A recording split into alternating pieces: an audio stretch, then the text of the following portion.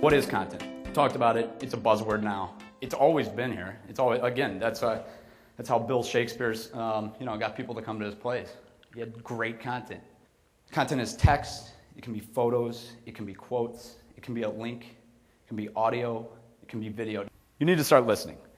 Whether that's Twitter, whether that's creating some hashtags like you can do today and see what everyone's saying about Get Digital, whether that's trying to read more of the relevant publications, whether that's following the relevant writers of your industry on Twitter. Start listening. There's good content already out there. You need to start curating it. The point of this slide is that there's already good content in your halls. And those might not directly relate to ROI, but those are things that create brand loyalists, and that's what people are like to see, that you're made up of people too. Another thing I like to do to curate content, rip and reserve. I literally have a folder, like a hard folder that's like not on my computer, and then the folder that's in my computer, like on Zoolander, where they're trying to figure out how to get the files out of the computer. And in both places, if I see something on the web I like, I dump it into my desktop folder. If I see something in a real magazine I like, I rip it out and throw it in my rip and reserve folder, I call it.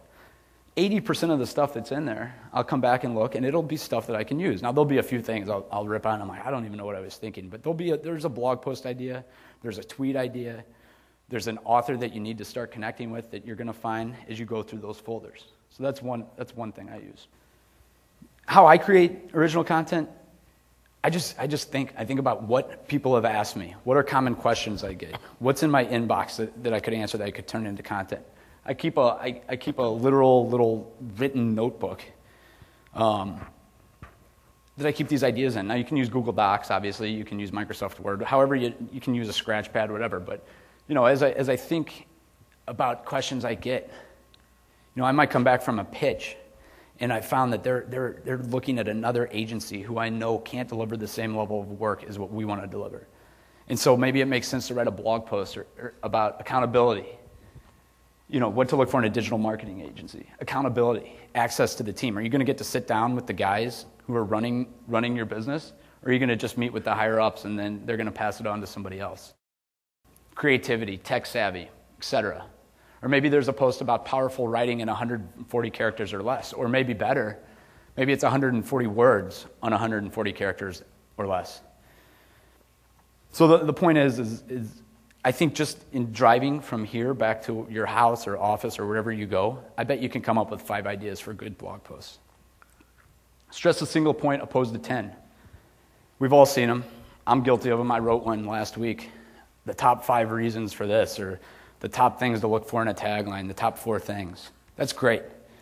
But every time you create one of those lists, if you have the top 4 things to consider when writing a tagline, or the top 4 things to consider when hiring a builder to build a building, you can turn those into 4 blog posts that you push out over the course of a month, 1 a week. Then at the end of the month, you have 4 blog posts that you can then put together for a white paper. And throughout that month, since you broke it up, you've had a month's worth of Twitter coverage.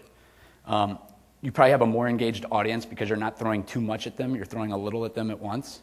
But you're breaking up your content. So a lot of times 1 is greater than 10. 1 is greater than 4. Whatever it is, stress that single point.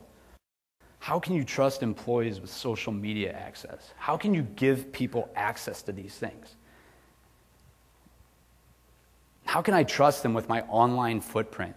Guess what, everybody? Those people have access to your cash register. They have access to your products. They have access to your customers. They have the keys to your building. If you trust them to work for you, shouldn't you be able to trust them online? Commit to the content calendar. Seriously. I see this all the time. Companies try to do this themselves. There'll probably be some of you that go back, and you're like hell on wheels for the next week. You're going to be posting like crazy, tweeting like crazy, writing blog posts like crazy. And then in 2 weeks, Thanksgiving's going to hit. You're going to get caught up in trying to get a TV for $20 at Walmart. You're going to forget completely about your business account because then Christmas comes and then you're busy with the holidays. And next thing you know, in January, you look back and you posted on Facebook, really fired up after this awesome Get Digital event by one of the smartest speakers I've ever heard, John Franco. And then you've got this page that's completely, you haven't done anything with it. So commit to that content calendar.